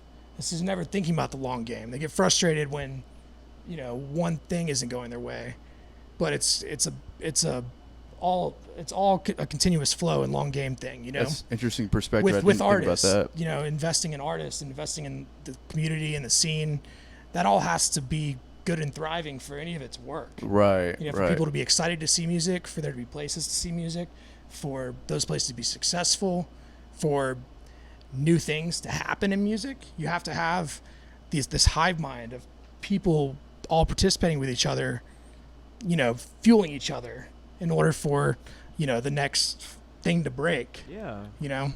Like I can just, like, a giant community is just going to make everybody more rich. Like, or Yeah. at least rich with success. Yeah, sure. yeah. I mean, and brings more awareness to what's going on in the local scene. You know, it's like, it's a snowball. Mhm. yeah, there's You- some. you Sorry. kinda, go I ahead. was gonna say, you kind of lose that in business. Oh And yeah. So like, I think I benefit from the fact that I've played the other roles before, because if I was just thinking about the business of a music venue, a lot of the decisions that should be made to create this hive mind scene don't align with the decisions you need to make to have a successful business on paper. At least not in the short term. In the you short know, term, but if you right. think about the long game for your business, it's actually a better business model. What you were talking about, Right. You know, so I mean, there's like, to me, part of it's important. Like what you're talking about is super important for everybody to understand. And I think that's even the perspective that I didn't really get playing the long game like that and building those relationships is when you're like, I've only been a musician, and then also through putting on our shows been a promoter, so I get the promoter side of it, but not really fully, because I've never just promoted my like a show that I wasn't involved in, you know. So like I never thought about the like bands having that kind of leverage, and not even leverage in a bad way, just leverage in a scenario where it's like, yeah, actually venues and promoters have something to gain by playing the long game with you. So For it's sure. like, I've never used that's an interesting Yeah, I perspective. mean, That's pretty cool. Yeah, I mean, and I got to watch it with the bands I played in. You know, for instance, I mean, someone I've been working with and still work with us today, he promotes shows at Archetype, is Mike Sarah. Oh, yeah. He used to own the Imperial. He's the best homie. But A lot of metal shows, right? yeah, a lot of metal shows, a lot of hardcore shows. That's like But back when in I high was school for me. when I was a kid, he took some chances on me as in our band, and you know, the first shows were all right, and then he put us on shows with bigger bands and, you know, playing direct support for bigger bands, and then eventually we were, you know, he was able to just put us as the show and still get the same amount of people out, and that was the long game, you know. And that back then, in that, especially that club, the Imperial, and that scene, I mean, that was, other than like the jam band scene for, you know, a period of time in Jacksonville, was the only time I've really seen a thriving scene like we're talking about. Right. Something that it all works for everyone in it. You know, the venues, it's working for the venues, it's working for the bands, it's working for the people showing up. Right. And it's because everyone is not thinking about it in a sense of just, you know, I mean, if you showed up at the door and didn't have money, you still got in the show. Right. It wasn't like that. It wasn't about just selling tickets. It was about creating something. Right. Yeah. You know, and that's what we're trying to do again. I kind of feel it. Like, obviously the coronavirus kind of put a damper on it, but at the same time, like, Jason's doing everything. Yeah, like yeah. Resident Evil 4, and then you with Archetype, and I And feel it's coming back. And I think Jack's coming enough enough credit. Like there's not enough credit that can be given to Tim Hall. Oh either. yeah, Tim that- Hall, yeah, for sure. Godfather at this That point. that dude is honestly, and I never understood it until literally you just said what you said about the long game until right now. But that dude puts us on all kinds of shows. I'm just like, you've never made money off of our band before. Yeah. But Yeah. you know, but he No but one he- has. but you know, I still talked to, but you know, him and I that's not true. But Okay, him and I still talk from time to time, and you know, he asks us how we're doing and the new album and all that stuff that we're working on, And I get it, you know. It's like there's a yeah. long game. Like you see that there's a potential to make money down the line. Not just make money down the line, but also that there's an asset in the scene, and like why not, you know, cultivate that relationship, you know? For sure. I mean, and Tim has always been that way. Definitely. I mean, he takes chances on a lot of bands, and he's seen some bands, you know, turn around to successfully, you know, from having done it. I've watched him, you know, build bands in the scene with really gaining nothing off of them other than the fact that they're playing the venue. Right. And, but he cares. He cares about the scene. He cares about everything we've been talking about. Have you heard his story about Eddie Vedder? No. He was on. Do you know Nico Costas from Real Time Management, Yeah. Manage Honeyhounds, and those guys? So he was on. He was on that. They were doing a podcast for a little while, and Tim was on there, and Tim was talking about when he lived in San Diego, and this is before Pearl Jam had really broken out, and I guess he was managing a small venue, maybe like 100, 200 cap, something like that, and the management reached out to them and said they wanted to book the venue, and then they released a single that came out on the radio. So the management reaches back out to Tim and says, "Hey, now that we're getting some success, we need we want the theater." And Tim was like, "Okay, are you sure that you want that?" And the manager was like, "Yes." He's like, "Have you talked to the band about this?" And they said yes.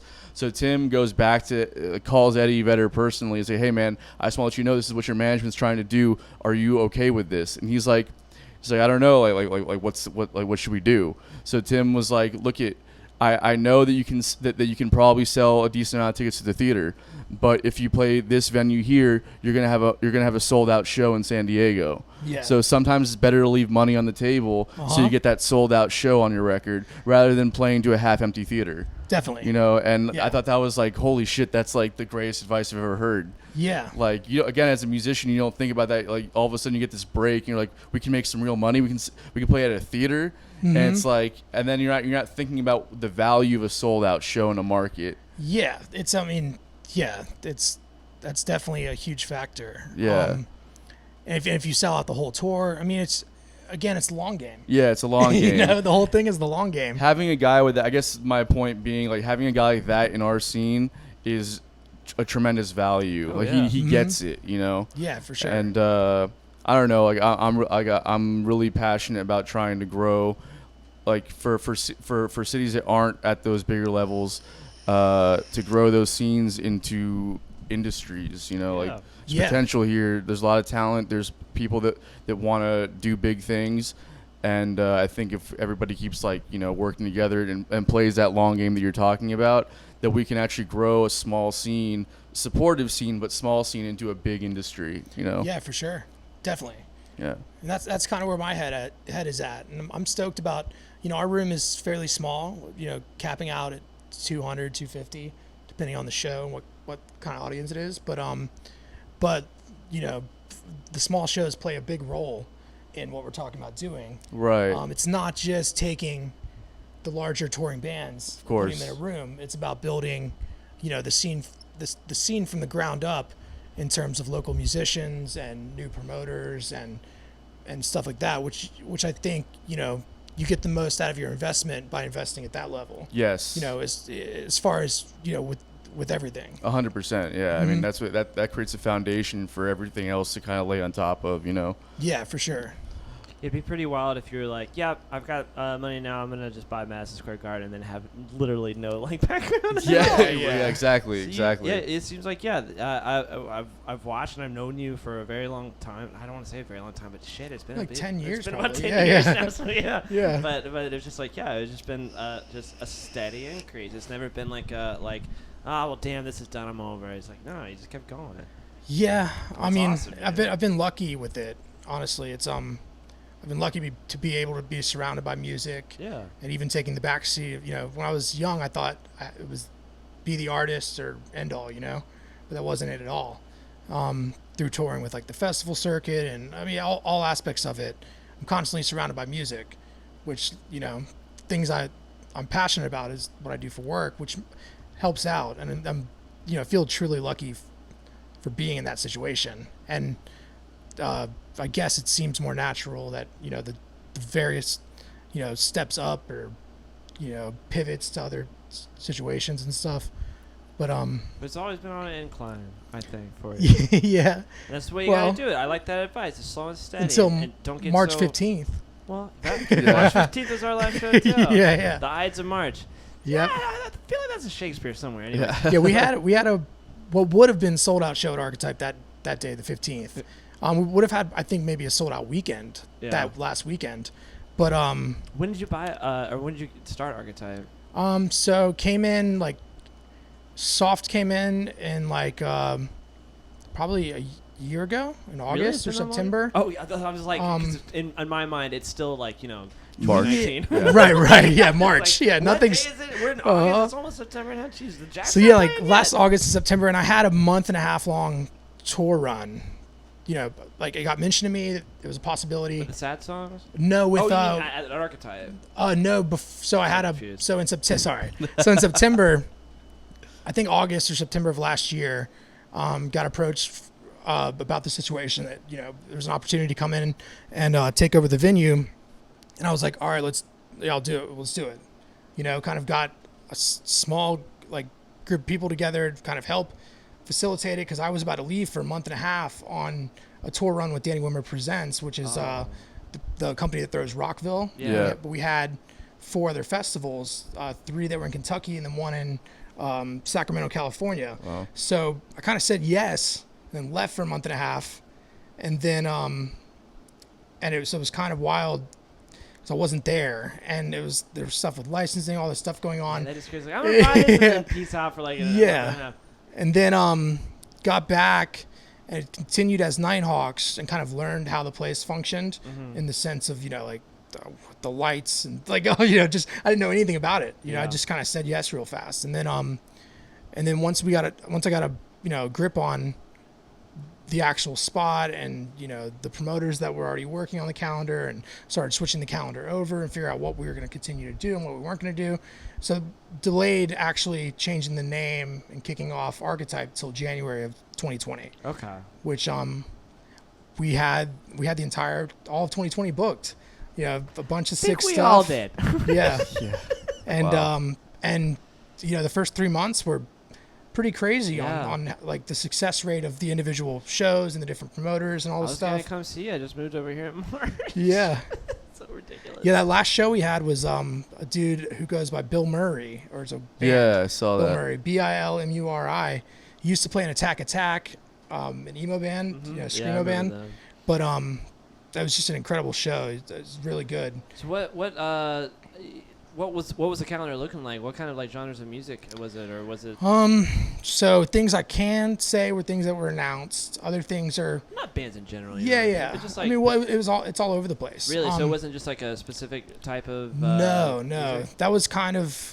I mean, I've participated in a lot of different genres of music throughout all the different roles I've played, but as a listener, I enjoy everything. Of course. And so like having the venue, I was excited about the fact that we're going to book, the opening weekend. The first night was Astronomar, or no, the first night was Dikembe, which is a emo indie band from Gainesville. They have a big following. It was, I think, maybe like 30 people shy of selling out. Nice. And then the second night was Astronomar, who's a techno DJ producer from Alaska, who's now based out of LA. Crazy. And that was our actual kickoff party, because it was more of a party night with the DJ, and that was super successful. And then the Sunday we did Bluegrass Brunch, which we had. So it is all over the place. Yeah, I'm happy. I was like, oh, is this gonna be like all metal or all something? No. That's, I mean, we had awesome. So a music venue for everything. Yeah, Great. I mean, the week everything got canceled, on the schedule that coming week, the first shows that got canceled, the who was it? Okay, so Sicaria Sound, which is a dubstep producer duo from the UK. They actually got here to Colorado, and then the tour got canceled. So they were here in the United States. Stuck? No, they didn't get stuck. I think they did anyways. like one show, but that was going to be on St. Patrick's Day, And then I think the next day was Aborted, which is a pretty big metal band. Yeah, I was about to say. Yeah. I mean, they were playing. I mean, the venue is way smaller than the venues they play, which we were super excited about. Yeah.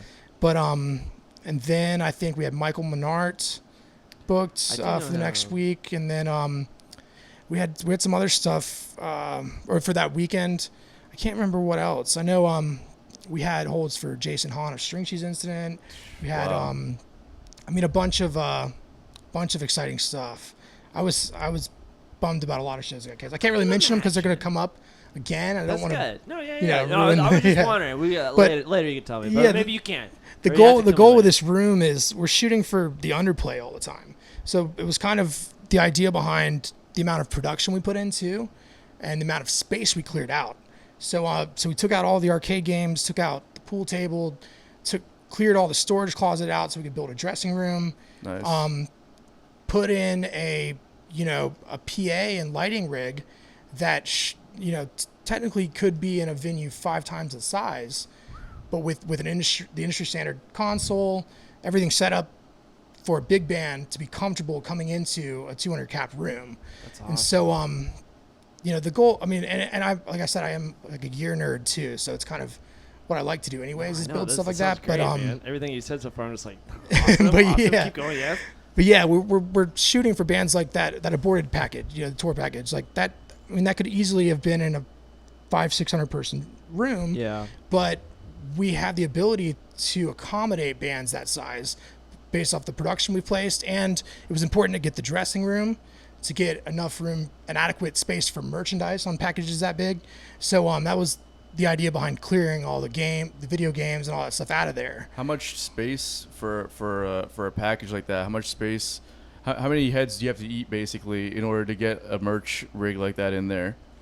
Well, we have designated space now for the merch. So now it sits back where the bathrooms are. Okay. Before it used to be on the pool table, which is right in now space we've allocated for actual concert viewers. I mean, the viewers or the people listening that aren't familiar with the setup of the room. It's basically, the place is separated into 3 little areas. One is in front of the stage. Yeah. One is off to the side of the stage, which you can still view from. And the other area is just a big room that was filled with arcade games next to the bathroom. And you turned that into So that's the merch now and the dressing room. Oh, okay, cool. Yeah, so that's merchandise and dressing room. Nice, man. And so you still have the patio and everything in the back too? Patio's still there, and larger tour packages put some merch, some of the supporting acts on the patio, and the headliner and direct support will be inside. Awesome. But yeah, we've got tons of space for the merch. But yeah, I mean, had those games still been there, it's 50 tickets, for merch space. Yeah, that's why I said 200 to 250, depending on the type of show. If it's a metal show or a hardcore show, and there's people hardcore dancing or a mosh pit, that eats up a lot of stage floor. Yeah, definitely. So you don't want to have those extra bodies in there when it kind of pushes So people what'd into you the do walls. with the GoldenEye pinball machine then? So it wasn't ours. It was man. it was a rent. It was a company that placed them in Yeah, there, and I figured. I was just wondering. So- that's being funny. There is an element of overselling a show though that can work too sometimes, right? When you factor in people leaving or circling in and out, just cigarette breaks and all that kind of stuff. How far do you from a promoter standpoint? How far do you guys like to push that?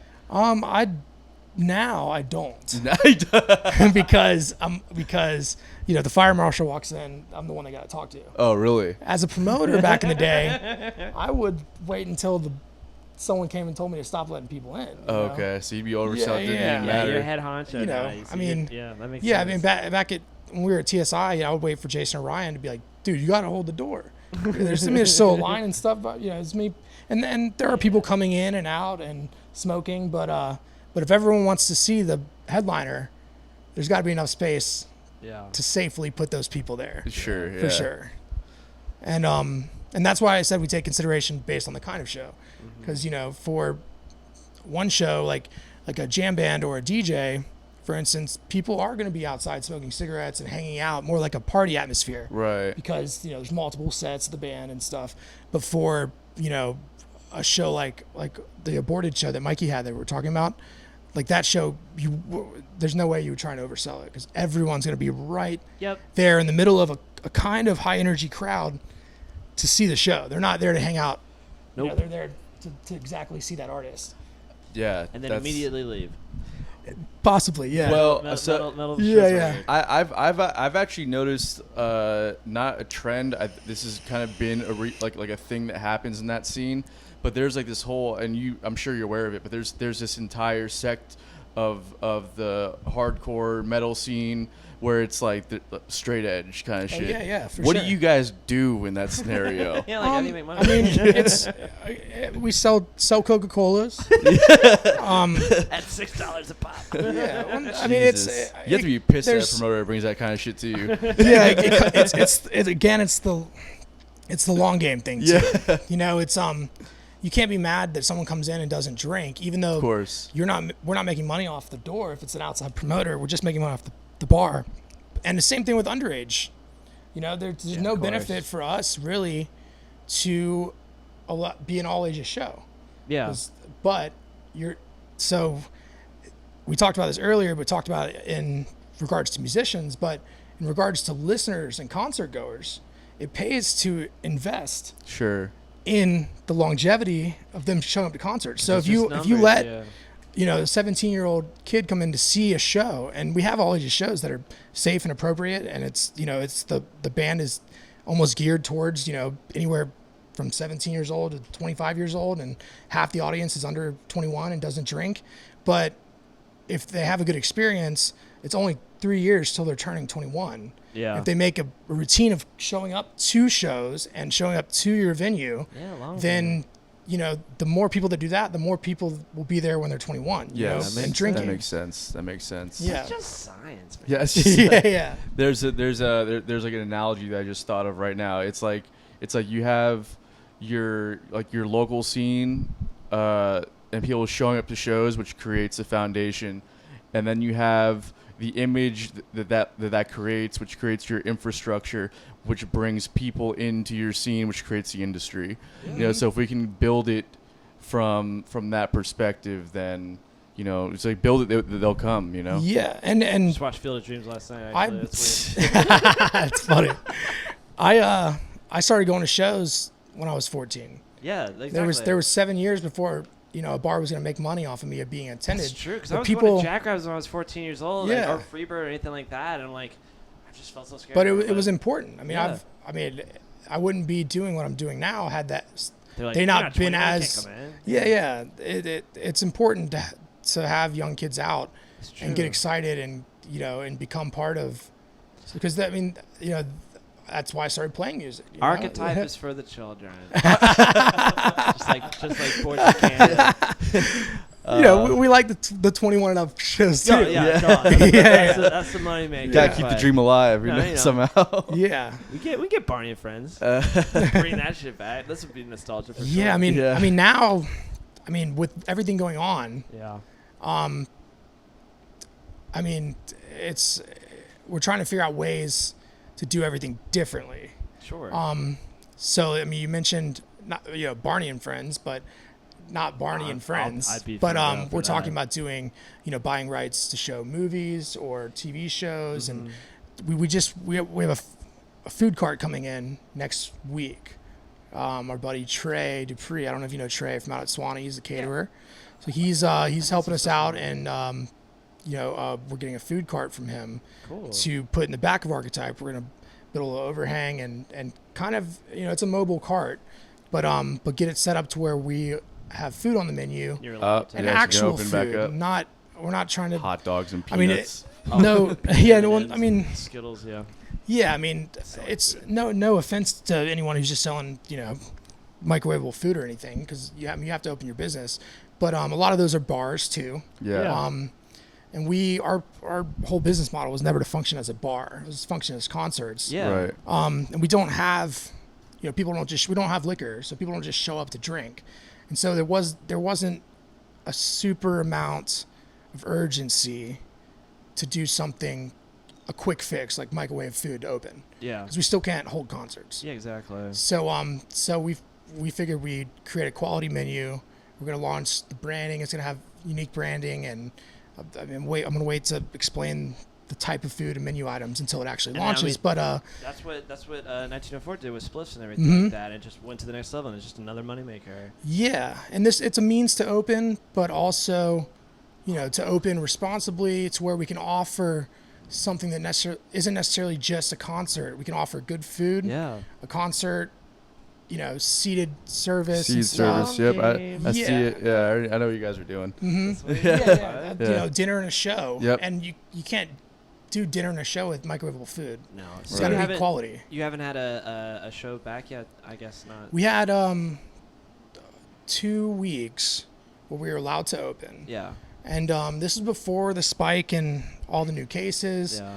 And we were the only people pushing the temperature check, and the masks weren't required. Yeah, I saw that. Yeah, so we required a mask. We required temperature check at the door. Good. And people gave us shit initially, but we were able to successfully carry out, I think, 3 or 4 or 5 events in that 2-week period without any, actual cases coming up. And it happened to have been we're still in the middle of it, but it was in the middle of the initial part of the George Floyd riots. Yeah. And so we felt like it was important that, opening back up, we used the space to amplify that. So we did a few events. We had a Juneteenth event that BB Deluxe put on. It was a drag show with all black women, and it was amazing. And we sold 50% capacity after we took off staff and artists. So we were selling about 50 tickets, I guess. 50, 60 tickets after all that. Something, Yeah, it was good. And then we did a spoken word night, and we did a after party. It was more like a decompression party after one of the big protests. Yeah. And then other than that, I think Vlad and I DJ'd one night. And I think that's what I remember, yeah. Yeah, I think that that was the only things we did before it closed back down again. And we felt like maybe because we were operating safely and we were kind of the only ones, once they said you can open back up, everyone just opened back up like things were normal. But it was kind of a surprise when they shut it back down on our end, because we had, we've been so cautious, and then just to hear that other places were just operating like normal, and that's why we're shutting down, it was kind of frustrating. But sure, yeah. But now everyone that's opened is, temperature checks, masks, they got food, it's a bunch of hoops. But we're trying to not jump right back into it, ease into it, do it the right way with quality. And everything, though. Yeah, I mean, set the standard. There was I had my sister's wedding. My parents are both, vulnerable, part of the vulnerable population on it. And I didn't want to have to deal with that, and no one wanted to. I mean, I don't know. It's hard to speak on what other businesses did, but you can't really blame them either. They were shut down. You ruined 3.5 months. No, I mean, it was going to happen either way. Yeah, definitely. And was, I mean, I feel like bars are still just getting, are being sacrificed in lieu of everything going on, because there's a safe way to do it. Yeah. And it doesn't change whether you microwave pizza rolls or not. Right. That's, 100%. It's not that's not the difference. And I can understand why it shouldn't be that you have to cook a gourmet food menu to open up, but it should be that there's actual a system in place, and it should be that someone is accountable. That's the thing. Our leaders aren't accountable. No one's being held accountable. Are you talking for about what? fearless leader right now? No, I'm talking about in general. I'm talking about in terms of local, state, and federal government. Yeah. No one's being held accountable for what's happening because they don't let themselves be held accountable. They don't own music venues or bars, do they? So or anything. So it falls on the business owners and the people to be accountable. Exactly. I think people are starting to realize it. That's awesome. You stepped up though, and you did all that. Did temperature checks. I didn't know that. That's great. Yeah. I mean, it was. I felt like it was. You had to do more it. And more respect from you or for you. From me too. Started. I'm just like. But Connor's all right. Like, I already knew he was good, but I appreciate that, man. Right. Yeah, it'll be interesting moving forward. I mean, I like challenges. I think the music scene in general could benefit from learning to pivot a bit. Yeah. You know? Yes. Look I mean, like, what yeah, I we're mean, doing. look at this stuff. Yeah, that's what we're doing. You know, everyone rushed to figure out how to do video, and guess Yeah. what? Everyone's content's Oh, going to be yeah. way better. For sure. You know, That's everyone true. rushed to figure out how to do, you know, tons of stuff, innovatively, and I think once everything gets moving, all these new skills and you know, I guess the confidence that gets built out of going through hardship and, like, you know, Creativity, yeah. Adaptation creativity and and, everything you know, too, yeah. I think we'll see the music scene in general around the world kind of, you know, to level up, whether it's in creativity, art in the artistic side, or innovation on the industry side.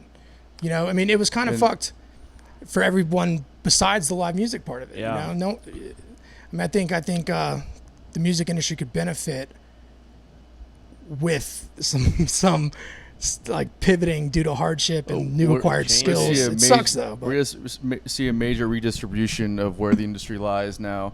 It's not going to be just L.A., New York, and Nashville.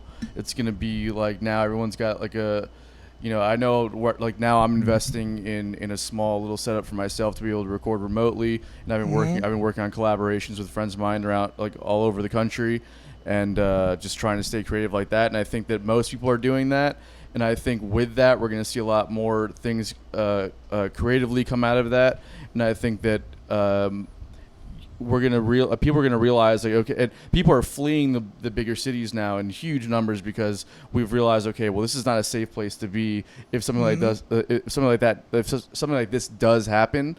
So we're going to start to see like this surgence of creativity coming from these marginalized cities, you know? yeah, for sure. And I think we're going to see, you know, the ball kind of go back to you know, before we went into this, large scale music festivals were running the whole industry. You know? Yeah. That's what every artist revolved their tour around. Right. You know, and as someone that's worked in the music festival industry for a while and, you know, gained a lot of my income off of it, it does suck that it's going to be gone for a little bit, but I think we're going to see these small rooms accommodate larger bands. We're going to see opportunities for bands on the up and coming bands to build themselves because the pace has kind of slowed down. You know, Yeah.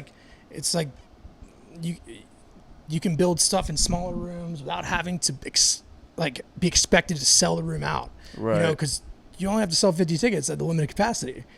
And then you're selling out the shows. Yeah, but it'll be more fine tuned with attention. Exactly. The people there are the right people, you know. Exactly. And you can kind of, I think we're going to see a lot of cool stuff happen because of the situation we're forced to be in. For sure. You know. I think there's going to be a lot stronger community because it's like For sure. before it seemed like it was always not like cutthroat or anything. It's real close to it, but it's very competitive. Mm-hmm. You think it was? You don't think it was? All I'm trying to say is this: it was more of what can I gain from the other person than it Yeah, was for sure. like, hey, let's all be in this together. You I really disagree. rolling your okay. I disagree rolling your eyes about 100%. this I one. think the Jacksonville scene is an amazing amazingly supportive scene. Oh, I'm not just saying Jacksonville. I'm saying like the whole country. In the whole general, country. yeah. Okay, so you're saying, God forbid. You can't just let me have one thing. Sorry. I misunderstood. My bad. The Jacksonville scene is pretty supportive. Yeah, for sure. Definitely. I mean, musicians are supportive of other musicians. There's a lot that could be improved on Sure. outside of the direct musician network. Yeah, 100%. Yeah, but we need more people yeah, to care everyone about is it. pretty supportive, but the industry is cutthroat, like Billy was Yeah. saying, 100%. Thanks, Connor. You Yeah. know, it's No, I agree with whatever that. festival is willing to pay the most will get the artist. Yep. It's not, and then it just you know, it's all there's a lot of levels to it. Yeah, a lot. But that's, you know, I think we're gonna see at least a big pause, if not a complete step in a different direction, in terms of like successful functionality in the music industry.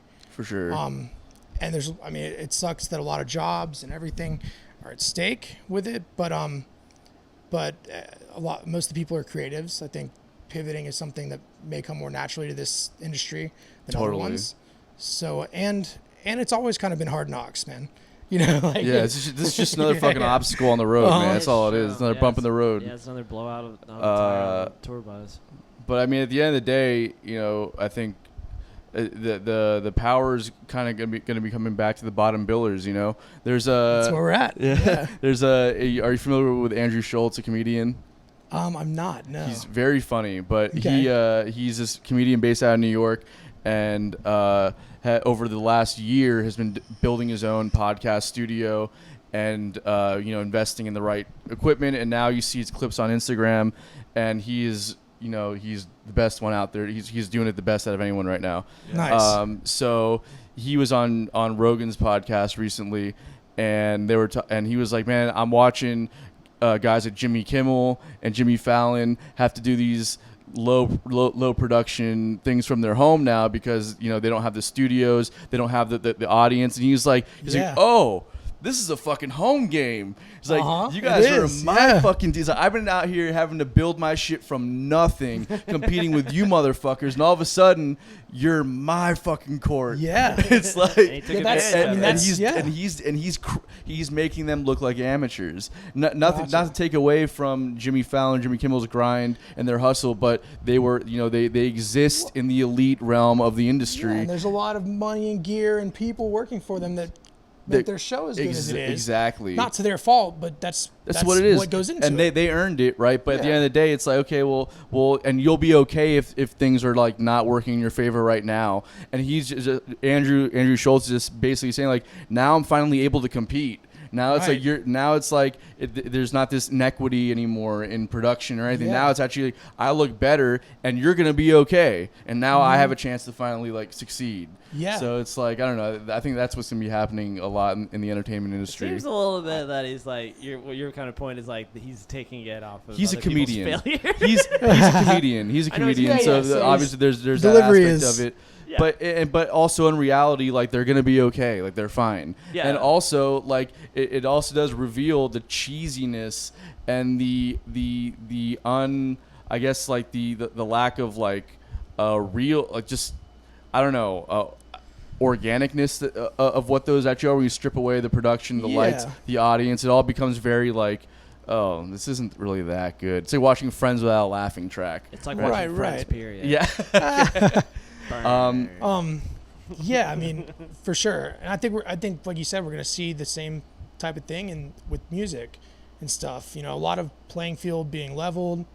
I mean, the most unfortunate part about it, and we're still kind of discussing it in terms of artists and musicians and people in that side of it. But I mean, there's hundreds of thousands of the people, you know, working behind the scenes at the Jimmy Kimmel show. Yeah. That's the unfortunate part about it. Yeah. The positive part is we're going to see, you know, things start to happen in places you wouldn't normally, and people start to, you know, get known because of the playing field being leveled. Right. To some extent, you know. For sure. It's a weird time. Yeah. Yeah. That's what I was going to say too. We should get to unpopular opinions. Kind of anybody's game right now. Yeah. At this point, if we're all on the same level, like I could be famous. Yeah, I mean the what we don't want to see happen probably not is this to go on the way it is for you know, any extended period of time. Yeah. Because what could happen and be detrimental for the whole thing is that we're going to see a lot of these independent small music industry people and businesses and stuff be forced to completely pivot and give up what they're doing, and you're going to see a monopoly, an even larger monopoly of large companies running everything. Do you think this is a conspiracy for Jeff Bezos to make more money? Okay. I mean, it's not a conspiracy for Jeff Bezos to make more money. He's just going to start Amazon recording studios, and then it's just like every band signed up with them. Oh my God. Yeah. All right. Anyways, government, if you don't want us to work, pay us for our time so we can at least be creative. Yeah. And get to unpopular opinions. Everyone check out NIVA. National Independent Venue Association. Okay. They're working really hard to get figure out a way to get grant money and all this stuff to music industry specific, because it's the first industry that shut down. Yeah. It's going to be the last to open. Yeah. Yep. And you have, thousands and thousands of venues and companies that are on the verge of closing. And they're having some success in Congress and stuff. Just to note before we move on, Yes, for check sure. out NEVA and do what you can to help out. N-E-V-A. Share their stuff. And also NIVA. NIVA. And also Save Our Stages and all that. That as is- well. that Oh, is- that's them. Okay. That is NEVA. That's Okay. their Gotcha. initiative is Save Our Gotcha. Stages. Who was it Okay. that was telling us? Was it Vlad that was talking about Save Our Stages? No, Or maybe Eric it was- Kaufman was Yeah, talking yeah. about that. Yeah. Our friends up in Nashville, Andrew Scotching That's River Rats, are working very hard with Yeah. them to try and get their name out there. We have a lot. I mean, Save. Yeah, Yeah, everyone's- Save Our Stages is the hashtag and the bill that they're trying to get passed through Congress.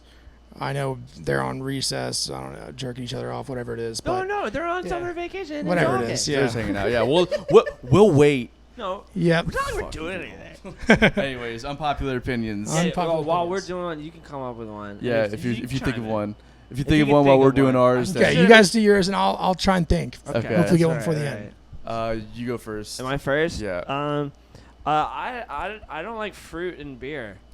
Just give me a beer. Yeah, like the fruity IPAs and stuff. Fruity anything. I'm not into it either. It's not supposed to taste sweet. It's supposed to taste bitter. I like it. You like You like it? This is why it's an unpopular opinion. I remember when they first came out with sours and everything like that. I can't stand I'm it. just like, what? This isn't. Yeah, I don't like this sours isn't really, Beer. but I don't know. Or even like the Bud Light limes or like the oh God, those are the the- worst. The the- limeritas or whatever. yeah, or like the IPAs that have like grapefruit IPA. I love that. I'm like, Yeah. oh. I want my beer to taste awful. Yeah, It tastes- like just hops. Just hops. I just want to taste like I hops. want to eat like a handful of hops and drink water. I agree with and you Make on it that. in my mouth. Yeah, I mean, I like some beer that tastes like bread. You know, you Yeah, get that Got kind a whole yeah, loaf yeah. of bread with yeah. rice. Yeah. That's what I'm gonna just We were drinking some German beers the other day over at Jason Grimes' spot. Have you been there yet? In 5 Points? Or what's not it 5 called? Points, in Murray Hill. What's it called? It's gosh, I'm drawing a complete blank right now. Was it? Is it It's like the Book- German Buchner's house? Beer Hall. Yes, Oh, I yeah. have been there. It Yeah. was one of the places, and we went to go see Amazing Christina beers. play. Yeah. Right. And her band. Yeah. Yeah. I forgot how much I liked beers that tasted like that until the other day. I was like, oh, They're like really out there, and it was Yeah, just like great the, selection, And yeah. the inside is really cool. sick. Yeah. It looks like a real like German beer hall. Like, Yeah, it's- super cool. Yeah, it's very cool. All Very right, so hipster. my first unpopular opinion is I'm not a big fan of sweet tea. Ooh, where are you from? He's from the South most Florida. southern place you could South be Florida's from. not really the South either, though. No, it's definitely not. It's not. No, Ugh, no. But still, like, how do you not like sweet tea? You should hear me trying to do a southern accent. I didn't hear a southern accent until it's I was hilarious. much older. Right, Like a right. real one that wasn't on TV. You know what I mean? Tony 305 doesn't like sweet tea. Who would have thought? Anyways, All right, back to me. I don't understand why Jimmy Buffett is famous. I'm with you there. I just don't. I don't. Yeah. I don't. I mean, I guess get I it. understand it. I don't but- understand it. When was he starting to get popular? It was the 70s, right? I don't even know Yeah, I What think was- the late what- 70s. Like, Yeah. then how is he still this famous? how the Rolling Stones still is famous. Because they were good. Yeah, I mean, here's an idea. That I don't know if it's based in fact at all. Yeah. But in the late 70s, I think it's when he was kind of coming up. Yeah. You had all these people that were hippies turning into yuppies that, in that stage of their life. I And just maybe they don't- still like to smoke weed, but also, I don't know. He was like, it's like those doctors and lawyers that were like hippies when they were younger, and they got a lot of Exactly, money, yeah. like to take their yachts out and smoke some weed, Yep. and put on some Jimmy Buffett. Like, yeah, I remember those days. But how did he get famous then? And why is he famous? Was he a country now? singer to begin with, or is that, Who knows? or is that like a new thing in country to like style sound of like Jimmy music is Buffett? it? No, I don't know. that's definitely a new Do thing. you have I any feel like yeah, tropical acoustic guitar? What the fuck is that? Anyways, Jimmy Buffett, not a fan. Yeah. Okay. I mean, I'll tell you one thing though. I've had it for a long time. My plan D What's in that? life is just to go play acoustic guitar down on the keys. Okay. Make decent money. You can do well. Sick Sick environment. You'll do well. Sing cover songs. Oh, Yeah, I you would- probably I have to live pretty far from the island, but yeah. you'll I mean, I'd make friends with someone who had some property. yeah, just like get like I'm a talking about back really house in the doing back. it. Yeah, Going down to the keys. really and committing. playing guitar. that's what I'm doing. I have to imagine too. You're probably gonna have to play a little Jimmy Buffett. Yeah. Oh yeah. Yeah. For sure. Okay, so my second unpopular opinion is OJ didn't do it. OJ Woo! OJ didn't do it. Do you got anything to back that up? The glove or- didn't fit, bro. Let's just call it a day. Ugh. Yeah. Works for me. I'm good. I feel like I don't know. in this climate, maybe we shouldn't bring up the O.J. Simpson trial, but he did it. I'm just saying. I don't know. I'm not sold. I was a kid. I didn't pay much attention. Did you? I did watch the documentary though. Yeah. He I did mean, with Cuba Gooding Jr. or like the fake That documentary. was yeah. so bad. Oh my What? god. What? You think that was bad? That was so You're bad. right, it was very bad. It was like I thought it was all right. I thought. Yeah, I took just, a lie detector test and he lied, and then he's like, it was just like Chandler from Friends. No, like I didn't do it. it was Right, Ross right. from Friends. I but don't yeah. care. That shit Ross from sucks. Friends actually Yeah, is a sick lo-fi house producer really. What? from the UK. Ross Fun from fact of the day. name is Ross from Friends. Oh, that's the name of a Uh-huh. DJ. No, not okay. not the actual Oh. actor. No. 'Cause The that name of the guy- DJ. He's on Brain Feeder. It's super tight. Oh, Said it, wow. I was like, because people always Ross from Friends. Yeah. That's how he has his Great name. DJ. That's Pretty sure hilarious. he got in some legal trouble. They couldn't do anything. Yeah. I mean, You know, That's pretty 'cause crazy. people referencing Ross from Friends are obviously referencing Ross, but really sick music. I mean, kind of experimental house. You know, it's on Brain Feeder, Flying Lotus, like that label. Yeah. Nice. Alright. Check that out. What's your last one, Bill? My last one is I don't think that a margarita-based economy in Jack's Beach is going to work. Tied it in with the Jimmy Buffett thing. yeah. Yeah, I was at Casa Marina with my girlfriend on Saturday, and I was just like, this place, I hate it. I hate it more than anything in I mean, the it's world. kind of what the beach is now, anyways. I know that's what the beach is. and it's now. working. The Yeah. economy is working, Cool. I just but there's Ugh. there's not much culture out there. no. So this leads you to my third unpopular opinion is that Margaritaville at the beach actually is okay because because I actually you took the words out of my mouth earlier today. I was telling Billy I was like bro, what are they losing by having it there? It's not like you're sucking culture out of there. The culture's It's like long gone. Jack's Beach has done well enough on their own to shove the music out of there and to shove the art out of there. Why not just put a Margaritaville in there and call it a day? Keep the people working. Maybe if you're Yeah. working at a bar, you could finally afford to live on the beach. You know what I mean? It's All I'm like saying is start investing in limes today. yeah. Yeah. Because lime's gonna go through The the local roof. lime Local market, lime local stock. lime stock. Put your money in stock. It's a bull market. Gotcha. Yeah, I mean, I when I DJ for money, when I wasn't doing other things, guess where I DJ? The beach, Hell yeah. The beach. because At the beach. that's where you make money doing That's things. what you make money Now doing. you Ugh. don't get to play anything really tight. Nope. It's pretty cultureless, but Yeah.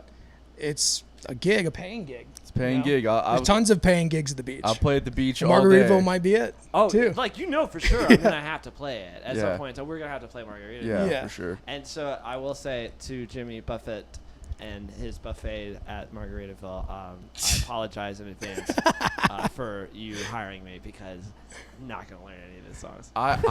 I'm totally okay with you being there, and we'll totally take a paycheck from you. So Yeah, please that's hire true. us. Yeah, we'll play whatever Yeah. you want. We're whores at this point. Like, just give. Do us they money. constantly play Jimmy Buffett there? God, that's just what I'm trying to say. Like, who wants to live there? And that's all they play is Jimmy Buffett the whole time. Like, get I don't think you live there. It's a hotel, right? It's like a it's a resort. condominium. Oh, no. it is a condo? Yeah. Oh, you can wow. retire Oh there. yeah, it's gonna be on the. It's like a yeah. You're still not on my unpopular Oh no, opinion? I kept still, people I kept still talking think about. I it's kept just fine. thinking about it being the restaurant, but it's not. It's a Oh. resort No, type of you've thing. not It seen was- me yet? Or, been on the beach in a while? I haven't gone to the beach like, in a while. It's like 7 stories tall. It looks ridiculous already, and it's Yeah. not even done yet. But yeah, you can just go buy a condo there, and that could just be the way that you Or go. maybe buy like a timeshare because they have one I down think south. yeah, that makes more sense to me. Yeah, they have one in Hollywood Beach, and it's a resort. It's not a condominium. How is that your idea of a vacation?